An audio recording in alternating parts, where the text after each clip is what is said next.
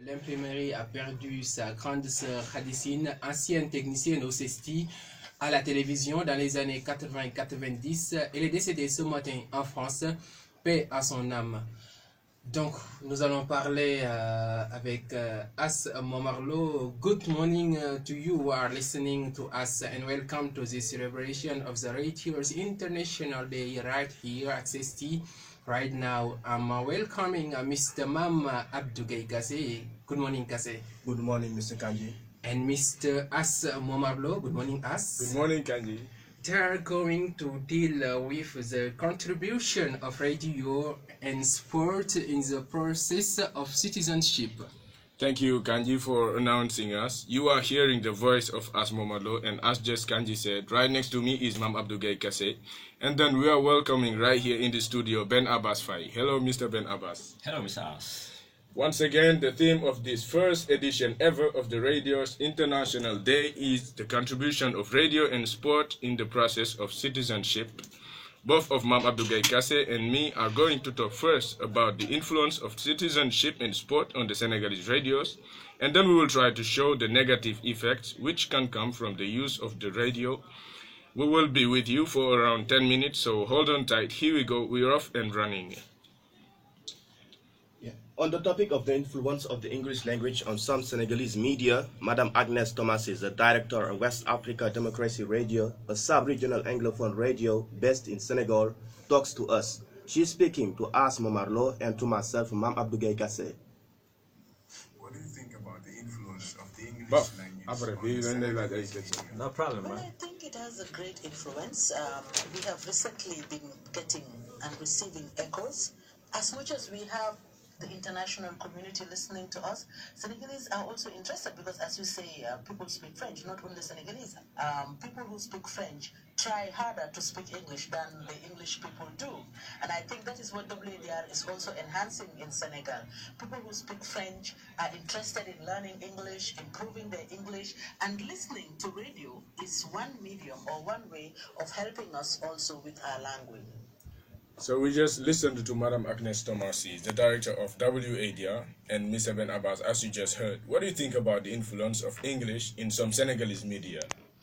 Well, just to thank you first and to wish you happy World Radio Day to all of you. Thank you. And concerning, the interview, I agree with Miss Agnes. Of course, we are in a French-speaking country, as it turned out, Senegal.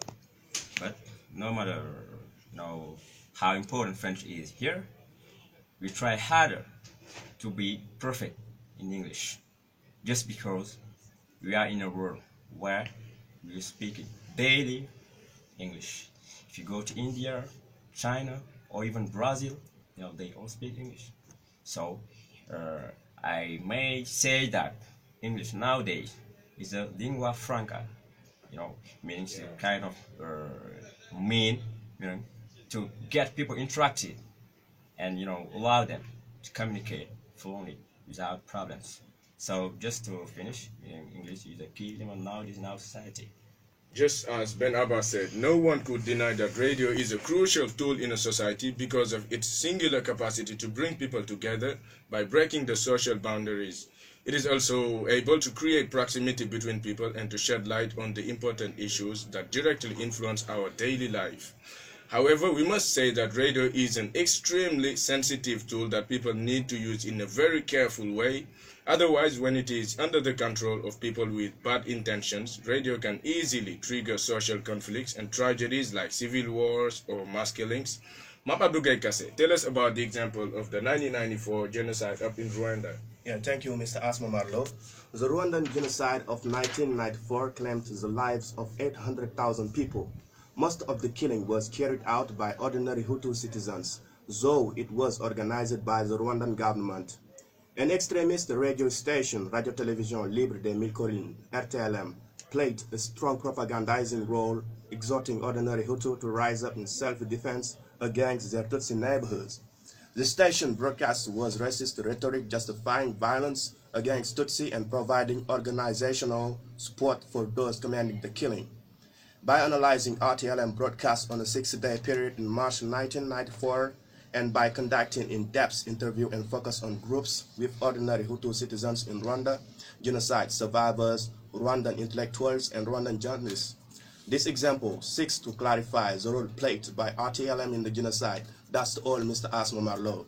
Thank you for the brilliant example, Kase. And just to corroborate your proposals, another evidence that confirms the sensitivity of radio is the rise of radio propaganda. Throughout history, especially during the Second World War, it was a powerful recruiting tool for the propaganda campaigns. One key example is the rise of the Nazi doctrine of Nazi Germany, which was embodied by Adolf Hitler. Hitler had a right-hand man whose name is Joseph Goebbels, and Goebbels was known for his skills in public speaking and violent anti-Semitism. He actually played a determinant role in the rise of Hitler's negative and hostile philosophy by using the radio. In his radio broadcast, Joseph Goebbels used to give everyday speeches to German citizens to encourage discrimination and extermination of the Jews in the Holocaust. Therefore, radio needs very careful manipulation and control, otherwise its bad use can lead to very frustrating tragedies. So to come back to Ben Abbas, what do you think about the manipulation of radio in Senegal? Thank you again, As. Just to tell you at the beginning that radio is the media which is the closest one to the people. So it is really important here in Senegal, to make the radio, closer again to people. You have the example, as I live in Rufisque, you have the example of Joko FM, you see, and which mean to allow people, to climb, see, and so to, get their lot, heard by the whole country, you see.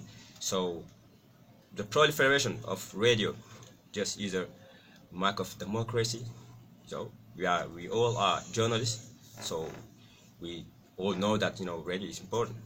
See, so I may say that radio has a good appreciation within Senegalese people, but there are drawbacks, there are of course advantages, but in a nutshell, just to say that that's important, and we have to focus, put the stress on that importance. Yeah, thank you, Mr. Ben Abbas Faye. For you, why the radio is so important for the promotion of citizenship and sport in our society? Yeah, just to maybe to measure democracy. So it's a mean to measure democracy, and we have the example of WADR, West African Democracy Radio, which is which belongs to OSIWA, Open Society Initiative in West Africa, and will just help people, climb, make their voices heard by our leaders. And radio also is important in the field of sports. I am very keen on sports, and it will help people develop the skills on journalism, which is really linked to sport. So in a nutshell, bro, radio is just important. It's important. Yeah. Can you tell us your feeling about the bad using of the radio television Libre de Mille Collines during the Rwandan genocide? Yeah, I don't really master the genocide, but I just know that it was a bad effect. It had bad effect on people because it helped the Hutu power, make a kind of propaganda, just linked to killing, Tutsi. So just this is a bad thing.